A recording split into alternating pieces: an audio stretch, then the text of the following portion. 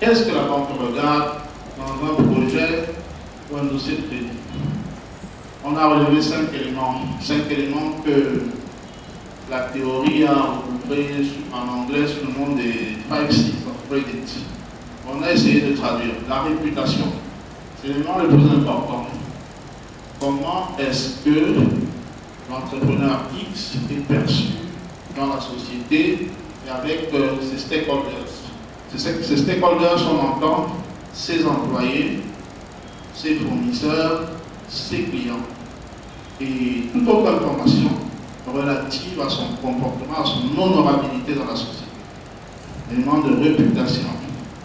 Ce qui veut dire que lorsque le banquier est devant une demande de crédit, entre autres éléments qu'il apprécie, c'est par exemple de savoir que vous payez vos employés à temps, vous réglez vos fournisseurs à temps, et vous honorez les demandes de vos clients de manière satisfaisante. Évidemment, également, votre réputation dans le secteur financier est vitale parce qu'elle permet d'aviser sur, votre comportement de remboursement dans le passé et éventuellement de dire si vous êtes un bon client ou pas. Dans un projet, si on est dans un horizon prévisionnel, il faudra que la séquence de cash flow sur un horizon donné permette d'assurer le remboursement du crédit ou éventuellement le financement que vous avez sollicité. Donc c'est à cela que la capacité de remboursement. Elle fait aussi référence à l'opportunité d'affaires que votre business représente. Parce qu'il y a des business qui sont effectivement assez... qui ne cachent pas de l'argent, passez-moi l'expression. Donc le banquier va aussi regarder ça.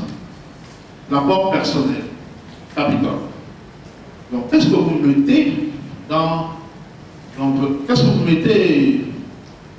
qu'est-ce que vous mettez vous-même dans le projet que la banque vous finance? Cela peut être à plusieurs titres.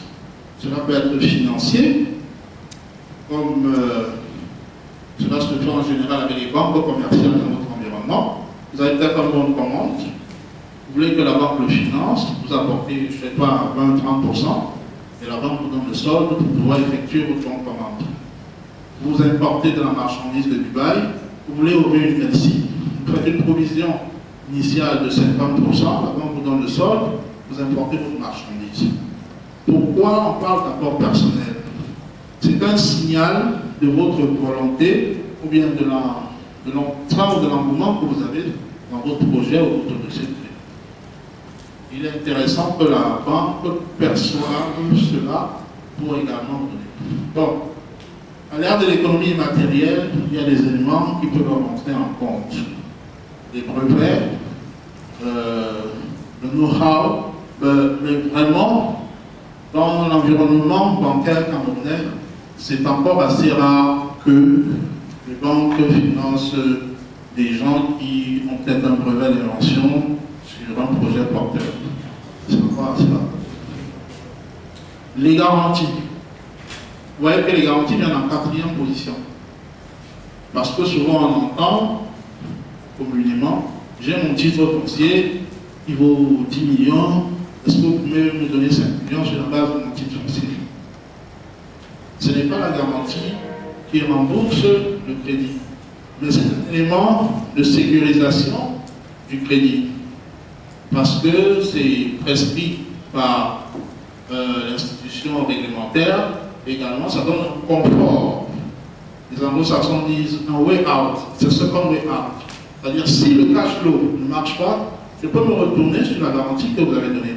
Elle peut être de plusieurs natures. Ça peut être une garantie en espèces, si vous avez beaucoup d'argent, vous dites bon, cantonnez-moi mes 10 millions qui sont dans mon compte d'épargne en garantie peut-être que vous allez me donner. Si vous avez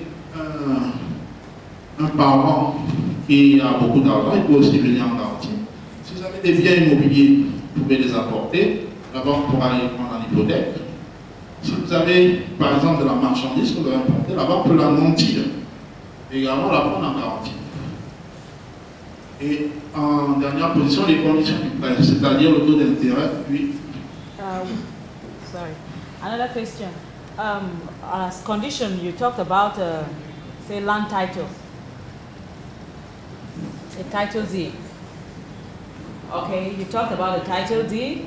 I want to know because in the beginning, when it's being contracted, the loan is being contracted, they evaluate the land. If by the time the person has not paid back the money, say 2 or 3 years later, and you have to sell that land, will you be selling at the value evaluated at the beginning or the value at the present moment? Okay, thank you again. Normally, the land will be sold at the market value. And if the market value is above the value that has been appraised for, yeah. The bank will give back the excess to the customer. Right. Normally. That's how it works. Les conditions, le prix, le taux d'intérêt et le prix de l'argent que la banque prête client, la durée et tout. Ça, c'est des conditions liées au prêt et les conditions également liées à l'environnement. Parce que vous pouvez décider d'investir dans un secteur qui paraît saturé pour le banquier. Le banquier vous dira, ici, nous ne sommes plus très confortables à vous faire des avances, vous lancer dessus. Okay.